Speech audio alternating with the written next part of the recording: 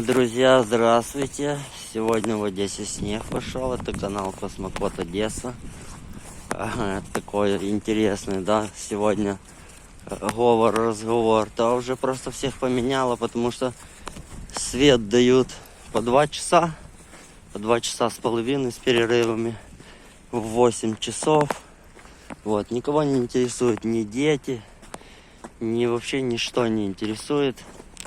А свет по таблице, по сайту уходит за пределы Украины.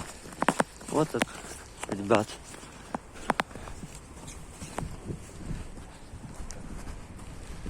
Миш, иди сюда.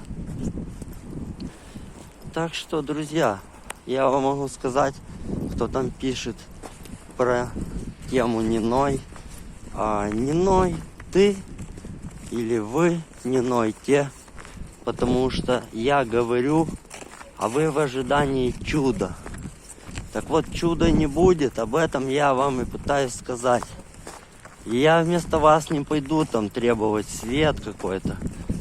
И суть в том, к чему я это говорю, что нет проблем с электроэнергией. Когда дают сеть и нагрузка в сети полностью, вечером включили свет, спустя 8 часов все подорвались и начали включать все, что только можно, плюс отопительные приборы.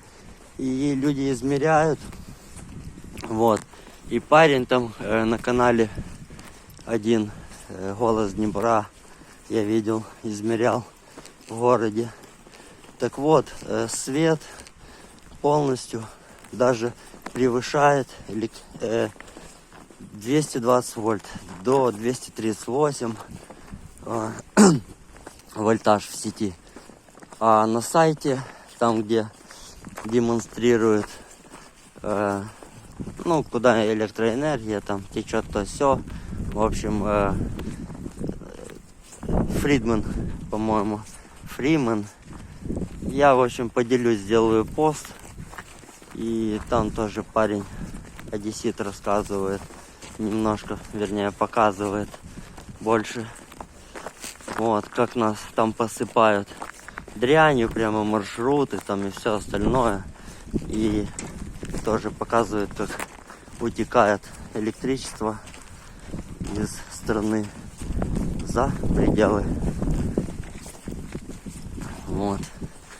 Такие беспределы, друзья. Поэтому, что вам сказать еще? Хочу добавить. Сегодня там написали, там типа, не кури, у нас в России строго. Во-первых, слушай. Или слушайте. Давайте будем уважать друг друга. Ну, вы меня нет, я так заметил. Смотрите, не курю, вам не советую. Это точно. А у вас в России, так это не у нас в Украине, и у вас никогда не получится никаким образом быть здесь, раз уже на то пошло. Вот так вот. Понимаете? Потому что, ребята, надо жить дружно, а раз в руках оружие, вот, вы же понимаете, это одно. И другое. Было бы за кого, за Петькина, Васькина, там, я не знаю. Если вы будете сейчас мне начинать писать, что там то ваш, там то наш, то хорошо, то наш. Так мы защищаем, получается, по факту. А сюда идут и идут по факту. Так вот, когда перестанут сюда идти, так и по факту все закончится. Так вот, не надо мне этих надписей. Они так уже, честно, надоели. Сегодня я сидел, нажимал забанить. Я вообще такого не делаю. Вернее, уже по факту делаю. Не делал. Иногда бывало. Вот. Но сегодня уже так вот конкретно начал. Просто мне не нравится, когда люди глупые. Вы что, не видите, что все руководится во всем мире одинаково все происходит. Blackout, маски, шмаски, медпчелы. Для непокорных война. Вообще нельзя включить мозги. Или вот как-то проанализировать. Или я не знаю, что произошло, почему сейчас идет обнуление. Возможно, есть люди, которые почти закончились. А есть боты, которые наплодились. Вот. И как бы, не знаю, вот эта вот штука не помогла, чудесная. Вот, потому что люди не соглашались и не делали. А боты делали. Это мед пчелиная.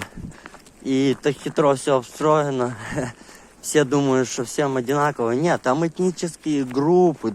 Долго все. Для каждого народа там свои эти вот мед пчелиные меды, понимаете? Для каждого. Почему лаборатории? Кому вы нужны, чтобы в вашей стране были лаборатории? И для чего это? Если можно прилететь на самолете из любой страны, там капнуть какую-то каплю или там что-то развеять и все. Зачем здесь? Я вам скажу зачем. Чтобы годами собирать этническую информацию. То есть непосредственно влияние на конкретную группу определенной национальности и крови. Вот, поэтому все это разное. И всем еще вперемешку вводили с водичкой.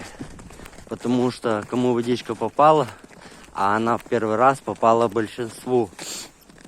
Вот.